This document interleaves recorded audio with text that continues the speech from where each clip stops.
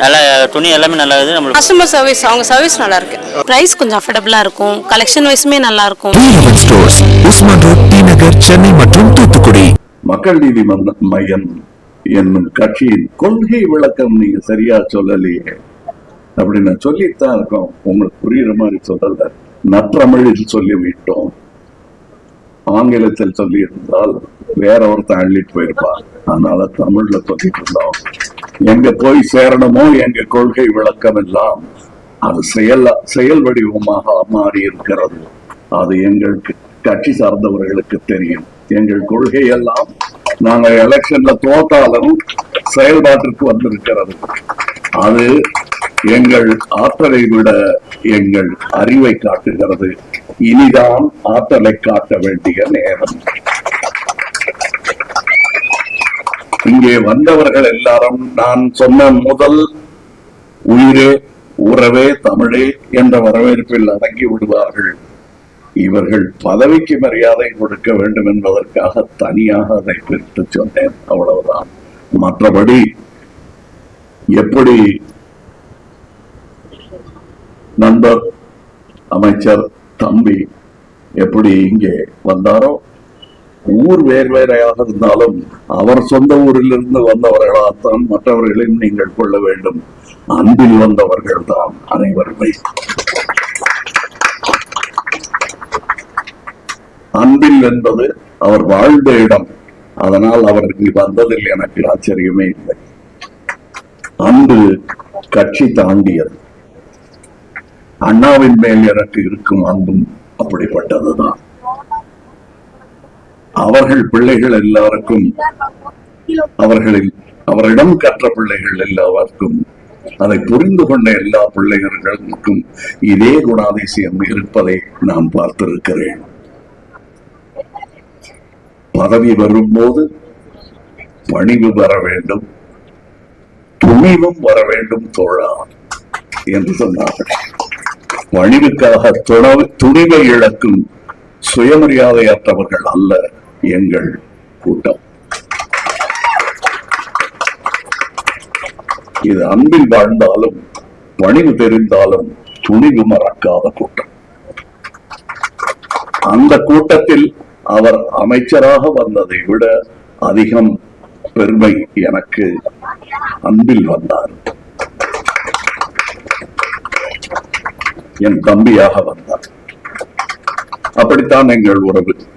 நான் இந்த அரசியல் நிலைப்பாடுகள் வெவ்வேறாக மாறி இருந்தாலும் இந்த அன்பு அப்படித்தான் இருந்திருக்கும் என்று நான் நம்புகிறேன். இங்கே வந்திருப்பது ஒரு இரங்கல் கூட்டத்திற்கு அல்ல, இது ஏற்றம் காணும் கூட்டம். இரங்கல் முடிந்து விட்டது. அவர் வாழ்ந்த நாட்களை நினைத்து பெருமிதம் கொண்டு அவரை ஏற்றி வைக்கும் கூட்டம் இந்த கூட்டம். நான் இரங்கல் கூட்டங்களுக்கு தாமதமாகத்தான் செல்வேன், அது தெரியும். என் காரணம், அந்த கூட்டத்தில் எல்லோரும் ஆறுதல் சொல்வார்கள். ஆனால் விம்மி விடைக்கும் அந்த சோகத்தை அடுத்த நாள் உணர்வார்கள். நான் எப்பொழுதும் ஒரு 3 நாள் தாமதமாக, 2 நாள் தாமதமாக வீடு வெறித்தோடி கிடக்கும் பொழுது நான் மட்டும் போவதையே பெருமையாக நினைப்பதான். அதற்கும் என் பகுத்தறிவுக்கும் நிறைய சம்பந்தம் இருக்கிறது. அதுதான் பகுத்தறிவு. ஒன்றை நிராகரிப்பதல்ல பகுத்தறிவு. ஒன்றை புரிந்து கொண்டு தேவையான அளவு நாம் அதில் இடைபடுவதும் பங்கேற்பதும் இருக்க வேண்டும். அவ்வளவுதான் பகுத்தறிவு. அதற்கு மேல் இல்லை என்று சொல்வது என் இஷ்டம், உண்டு என்று சொல்வது உன் இஷ்டம். ஆக அப்பப்ப அட்ஜஸ்ட் பண்ணிப்பீங்களா? அட்ஜஸ்ட் பண்றதுதான் வாழ்க்கையே. அவரும் இருக்கணும், நானும் இருப்பேன். அதுதான் பகுத்தறிவு. இப்பொழுது இங்கே படத்துக்கு ஃப்ரேம் கட்டி மாட்டிட்டீங்க. அது அவர் உருவத்திற்கானது. அவர் செயலுக்கான ஃப்ரேம் எங்க போடணும்னா, நீங்க போட்டது சிற்றப்பனுக்கான அடிக்கல் நாட்டு விழா. அது நான் இங்கே அவர் சொன்ன இடைச்சர்கள் போல் நானும் ஒரு இடைச்சர்கள் செய்ய கடமைப்பட்டிருக்கிறேன். இங்கு நான் வந்தது பொதுவாக ஒரு மன்னிப்பு கேட்பதற்காக. இவர் யார் என்றது தெரியாது. பிக் பாஸில் பார்த்தேன், கவிஞர் என்று சொன்னார்கள். கொஞ்சம் எனக்கு தெரிந்ததை சொல்லி பார்த்தேன், அவரும் சொன்னார். அப்படி வளர்ந்த நட்பு. நான் இவரை கவிஞரே என்று கூப்பிட்டேன். அன்று மனது இலகி இருக்கும் அவருக்கு. ஏன்னா எனக்கு தெரியும், கண்ணதாசன் அல்லது வைரமுத்து என்னை பார்த்து கவிஞரேன்னு சொல்லிட்டாங்கன்னா 2 நாள் தூக்கம் வராது. அப்படி எனக்கு அவர் எங்க தொட்டா அவர் என் பக்கம் வருவாரோ அந்த இடத்த தொட்டுட்டாங்க. அப்பவே முடிவு செஞ்சுட்டாரு இங்க வர்றதுன்னு. ஆனா இங்க மன்னிப்பு கோரல் எதற்காக சொல்லுகிறேன் என்றால், உங்க பிள்ளைய நான் தத்தெடுத்துக்கு போறேன்னு அவர்கிட்ட பர்மிஷன் கேட்கல.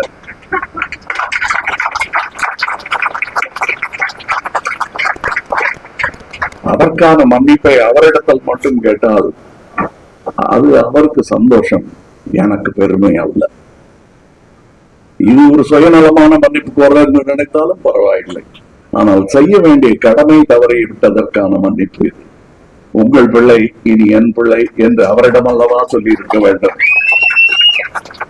இவரிடம் சொல்வது எனக்கான சுயநலம் போல் தோன்றுகிறது. பர்மிஷன் கேட்காம எடுத்துக்கிட்டேன், அதற்காக இந்த ஊரிடம் மன்னிப்பு கேட்க வேண்டும். உங்கள் பிள்ளை இனி என் பிள்ளை. அடுத்து அவர் ஃப்ரேம் கட்ட வேண்டியது எது இருக்கு என்றால், அவர் உழுத நிலம் எங்காவது இருந்ததென்றால் அதை பாதுகாத்து வையுங்கள். அப்படி அதை உங்களுக்காக அவர் இழந்திருந்தால் அதை மீட்டெடுங்கள். அவர் பணி தொடர வேண்டும். அது உங்களால் முடியவில்லை என்றால் முடிந்தவர்களிடம் அந்த இடத்தை கொடுத்து அதை செய்ய சொல்லுங்கள். அதுதான் அவருக்கு நீங்கள் செய்யும் பெருமை. அவர் சட்டை போடாமல் இருந்தவருக்கு நீங்கள் மாட்டிவிடும் பட்டு சட்டை. இது எப்படி எனக்கு இந்த உத்வேகமும் கோபமும் உணர்வும் வருகிறது என்றால், என் தந்தை மரணப்படுக்கையில் இருந்த போது துருப்பிடிச்ச கலர்ல ஒரு கதர் சட்டை போட்டு அலைவார்கள். அவர்கிட்ட எனக்கு சும்மா பாசத்தை காட்டினதா ஒரு சந்தேகம் வந்துடும் நமக்கு. எஸ்பெஷலி அவங்க போக போறாங்கன்னு தெரியும் போது சரியான பாசத்தை நாம் காட்டினோமா இல்லையான்னு ஒரு டவுட் வரும். அப்ப நான் கேட்டேன், நான் உங்களுக்கு நல்ல சட்டை போட்டு பார்த்ததே இல்லை. அவரை மகிழ்விப்பதற்காக கொஞ்சமா நினைவெல்லாம் நல்லா இருந்துச்சு, மூச்சு தான் கொஞ்சம் கஷ்டப்பட்டுச்சு. அப்ப அவர்கிட்ட போய், இது பட்டு சட்டையும் வேட்டியும் வாங்கிட்டு வந்திருக்கேன், இதை நீங்க எப்படியாவது எனக்காக போட்டு காட்டுறீங்க ஒரு வாட்டி. எனக்கு எங்கேயோ குற்ற உணர்வு, என் வேலையை பார்த்துட்டு எங்க அப்பா அப்படி கண்கால் தெரிய வேட்டி கட்டுறது எனக்கு கொஞ்சம் கஷ்டமா இருக்காது. ஏன்னா எங்க வீட்டுக்கு வர்ற ஆட்கள்லாம் அவர் வாசல்ல உட்காந்து பேப்பர் படிச்சுட்டு இருக்கும்போது ஐயா இருக்காங்களான்னு அவர்கிட்டயே கேட்பாங்க, வீடு அவரது. அப்படிப்பட்ட எளிமையானவர். அவரிடத்தில் நான் அந்த பட்டுச்சட்டையை நீட்டுறேன். அவர் பேச முடியாம சொல்றாரு. அறிவு தெளிவா இருக்கு, மூச்சுதான் முட்டுதுங்கிறது புரிஞ்சது எனக்கு. அவர் சொன்னாரு, நான் எதுக்கா இந்த கலர் சட்டை போட்டேன் தெரியுமா? அது காரணம் இன்னும் இருக்கும் வரை நான் இதை போட்டுக்கிட்டு தான் சாகணும். சாகிறதுக்குள்ள அது நடக்கலைன்னா இதோட தான் நான் சாகணும். நீ பட்டு சட்டை வாங்கி கொடுக்கணும்னு நினைச்சேன்னா ஒரு 50 கோடி பேருக்காவது வாங்கி கொடு. அன்னைக்கு நீ பணக்காரன்னு மாறுதட்டிக்க. இப்ப அப்பங்கிட்ட வந்து மாறுதட்டாத அப்படின்னாரு. நான் கையை மொத்தம் எடுத்துட்டு, சார் சரி பேசாதீங்க போதும் அப்படின்னு. அது காரணம் இதுக்கு மேல இன்னும் சவுக்கடி தாங்க முடியாதுங்கிறதுக்காக நிறுத்தினேன். ஆனால் அதில் ஒரு பொது நலமும் இருந்தது. மூச்சு விட முடியாம கஷ்டப்பட்டு இருக்காரு. அவர்கிட்ட போய் நான் பொழிப்புரை கேட்டுக்கிட்டு இருக்க கூடாது. வாழ்க்கையின் ரகசியத்துக்கு பொழிப்புரை அவர்கிட்ட கேட்கக்கூடாது, நானாக புரிந்து கொள்ள வேண்டும் என்று நான் உணர்ந்த ஒரு மணி நேரத்துல அவர் போயிட்டாரு.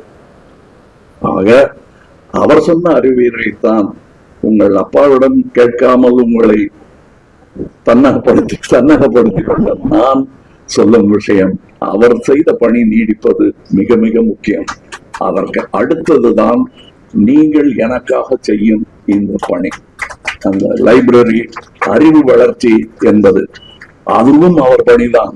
உங்களை எல்லாம் மறுபடியும் விவசாயத்துல ஈடுபடுத்தாம உங்களை போய் படிங்கன்னு சொன்னார்ல, அதுல அன்பில் அவர்களுக்கு தெரிய வேண்டியது, இவர்ல ஒரு அண்ணன் வந்து ஏடிஎம்கேல இருக்காங்க, இன்னொருத்தங்க காங்கிரஸ்ல இருக்காங்க. கட்சிகள் எதுவும் விடுபட்டு போயிடக்கூடாதுங்கிறதுக்காக அவரே அறியாமல் அன்பில் இங்கே வந்திருக்கிறார். தோழமை கட்சியாக இருப்பதனால் உயிரே உறவே தமிழே என்பதின் அர்த்தம் புரிந்தவர்களாக இருப்பதனால் இங்கே அவரே தன்னை அறியாமல் வந்து விட்டார். இனியும் வர வேண்டும். நீங்கள் அடிக்கடி கட்சிக்கு அப்பாற்பட்டது அன்பு, அதற்கு அப்பாற்பட்டது தொண்டும் தான். அதனால்தான் நான் முதலில் அரசியல் கட்சி ஆரம்பிக்காமல் முதலில் தொண்டு பழகிக்கொண்டு பிறகு அரசியலில் வந்து மூத்தவர்களிடம் என்னிடம் நீங்கள் அறிவுரை பெறுவது போல் என்னை விட மூத்த கட்சியிடம் நான் அறிவுரை பெற்றுக் கொண்டு இங்கே கட்சி தொடங்கி இருக்கிறேன். இதுல மாற்று கருத்துக்கள் இருந்தே ஆக வேண்டும். அதன் பெயர் தான் ஜனநாயகம். ஆனால் நாடென்று வரும் பொழுது நாம் கூடி நின்றாக வேண்டும். எதுக்கா நீங்க டிஎம்கேவோட போய் சேர்ந்தீங்க? நீங்க தான் ரிமோட் கண்ட்ரோல் எல்லாம் தூக்கி போட்டீங்களே டெலிவிஷன் மேல. ஏன் நீங்க மறுபடியும் அங்க போனீங்கன்னா ரிமோட் தூக்கி போட்டேன். அதான் சொன்னேன், விமர்சிக்க உரிமை ஜனநாயகத்துக்கு உண்டு. அது தூக்கி போட்டேன். ஆனா ரிமோட்டை வேற ஆள் தூக்கிட்டு ஓடிட்டா. ஆனா அங்க போகக்கூடாது. ரிமோட்டு ரிமோட் ஸ்டேட்டோட இருக்கணும். கல்வியே அப்படித்தான் இருக்கணும். நாங்க நினைக்கிறோம் ரிமோட்டை கொடுப்போமா? நாங்க எடுத்துட்டு வா திருப்பி. பரவாயில்ல, ஒழிச்சாலும் வைப்போம். ஒருத்தர் மேல ஒருத்தர் அடிச்சுட்டு வேணும். இனிமே எவனோ வந்து தூக்கிட்டு போயிருக்கான் அப்படின்னு எடுத்த முடியல. இந்த அலையன்ஸ் புரிஞ்சியா? புரிஞ்சுங்க. புரியல என்ன சும்மா இருங்க.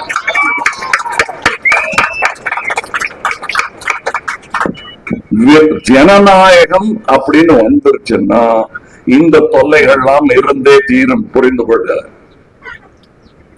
அது வேண்டாம் நினைச்சா மாற்று அரசியல் என்பது பாசிசம்.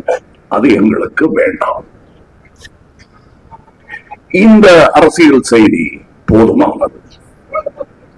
மற்றவர்களுக்கு இங்கே நான் சொன்ன அன்பின் செய்தி போதாது, போதவே போதாது.